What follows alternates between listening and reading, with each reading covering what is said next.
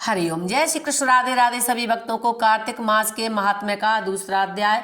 भगवान श्री कृष्ण सत्यभामा से बोले कि हे प्रिय, जब उस गुणवती स्त्री को यह पता चला कि उसके पिता और पति को राक्षस ने मार डाला है तो वह दुख से व्याकुल हो विलाप करती हुई मूर्छित हो गई। होश आने पर जब उसे अपनी स्थिति का ज्ञान हुआ तो हरि माया का ध्यान कर वह शांत हुई। उसने अपने शेष जीवन श्री हरि के चरणों में समर्पित करने का संकल्प कर लिया। उसने अपनी सारी गृहस्थी के सामान को बेच कर अपने पति का और पिता का श्राद्ध किया और भगवान के चरणों की भक्ति करते हुए अपने शेष विधवा जीवन को गुजारने लगी। उसने अपने जीवन पर्यंत समस्त एकादशी व्रत किए और समस्त कार्तिक मास धर्म पूर्वक पालन किए।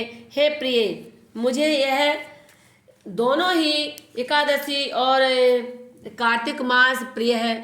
जो भी इसका व्रत करते हैं वह मुझे अत्यंत प्रिय होते हैं। मैं उसे स्वयं ही संसार के समस्त ऐश्वर्य प्रदान करता हूँ और अंत में अपने लोक में बुला लेता हूँ। कार्तिक मास में तुला राशि पर सूर्य उगने के समय यदि महान पापी भी स्नान कर लेता है तो मैं उसे समस्त पापों का नाश करके उसे उत्तम गति को देता हूँ। जो प्राणी विधि विधान से कार्तिक मास का सेवन करते हैं उनके पुण्यों का अक्षय फल होता है।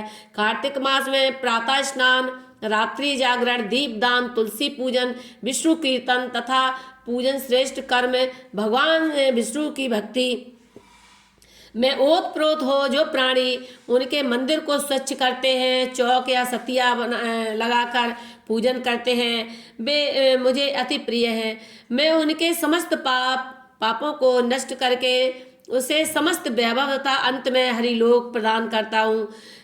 उन प्राणियों की गणना देवताओं में भी होती है। हे रानी, हे प्रिय, जब गुणवती अपने समस्त जीवन प्रत्येक वर्ष नियम से कार्तिक मास का सेवन करती रही तो अंत पुण्य उस सहज ही प्राप्त हुए। मृत्यु होने पर गुणवती सदगति को प्राप्त हुई। वृद्धावस्था में एक दिन ज्वर से पीड़ित होने पर भी जब वह हरि पूजन के अर्थ गंगा जी में स्नान करने घुसी तो उसका शरीर कांपा और उसने प्राण वहीं पर त्याग दिए। उसको लेने मेरे ही पार्षद आए।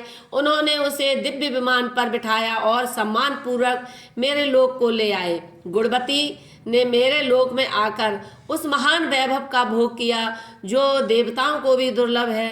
हे सुमुखे, पृथ्वी पर कंसादि राक्षसों के भार से दुखी हुई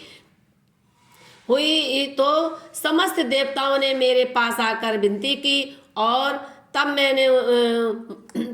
पृथ्वी पर अवतार लेने का मैंने संकल्प किया। मेरे मृत्युलोक चले आने पर मेरे समस्त गण और लोकवासी भी मेरे बिना वहां ना रह सके और मृत्युलोक में अवतरित हुए। जितने यादव हैं वे मेरे ही पार्षद हैं। ये देव शर्मा ब्राह्मण सत्राजित और चक्र शर्मा अक्रूर के नाम से जन्मे। गुणवती ने अब तुम्हारे रूप में सत्यभामा के नाम से अवतार लिया। तुम्हारा जो दिव्य स्वरूप है वह तुम्हारे तप का प्रभाव है। एकादशी व्रत और कार्तिक मास सेवन करने से के कारण तुम मुझे अति प्रिय हो। तुमने अनन्य भाव से तुलसी की सेवा की है, इसी कारण इस जन्म में तुम कल्प वृक्ष सरी के दिव्य वृक्ष को पाने में सफल हुई हूँ। तुमने कार्तिक में जो दीपदान किया है उसी के कारण समस्त शक्तियाँ तुमको प्राप्त हैं। जो अनंत रूप और अक्षय लक्ष्मी की स्वामिनी हुई हो। निष्काम भाव से विष्णु भगवान की भक्ति करने के कारण ही तुम मेरी पत्नी बनी हो और मुझे समस्त पटरानियों में भी प्रिय हो। तुम्हारे समान यज्ञ तप और कार्तिक मास सेवन करने वाला प्राणी मुझे सदैव प्रिय है। हे रानी, इस कार्तिक मास के अनंत फल को मैं कहाँ तक वर्णन करूँ। समस्त यज्ञ तप दान आदि करने से जो फल प्राप्त होता है वह कार्तिक मास के सेवन करने वाले फल के समान नगण्य है। कार्तिक मास का व्रत सर्वश्रेष्ठ है।